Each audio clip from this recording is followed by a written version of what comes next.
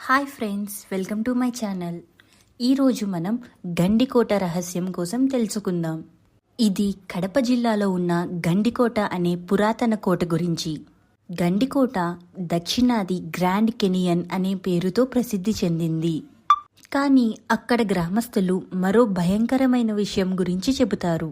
కోట లోపల ఒక దెయ్యం ఉంటుందని, రాత్రిళ్ళు అక్కడికి వెళ్ళిన వాళ్ళు కనిపించకుండా పోతారని. ఈ కథ వెనుక ఉన్న కథనాలు. దీని మూలం 17వ శతాబ్దానికి వెళ్తుంది. అప్పట్లో ఒక రాత్రి కోటలో రాజు ఒక పెద్ద విందును ఏర్పాటు చేశాడు. కానీ విందు ముగిసే సమయానికి ఊహించని సంఘటన చోటు చేసుకుంది. రాజుగారి ప్రధాన సైన్యాధిపతి అక్కడే తన అసహజమైన మరణాన్ని చవిచూశాడు. ఆ తర్వాత నుండి కోటలో రాత్రివేళ ఏదో కదులుతున్న శబ్దాలు కనిపించేవని, వినిపించేవని సైనికులు చెబుతుండేవారు. కొందరు అక్కడ రాత్రి గస్తీ కాస్తే మర్నాడు కనిపించేవారు కాదు. చివరికి ఈ విషయాలు రాజు చెవిని పడగానే రాత్రుళ్ళు కోటలో ఎవరూ ఉండకూడదని ఆజ్ఞ ఇచ్చాడు. ఇప్పటి వరకు కొనసాగుతున్న రహస్యం. ప్రస్తుతం గండికోట పర్యాటక ప్రదేశంగా మారింది. కానీ గ్రామస్తులు ఇంకా చెబుతూ ఉంటారు, రాత్రిపూట కోట లోపలికి ఎవరైనా వెళ్తే వెనక్కి రారని.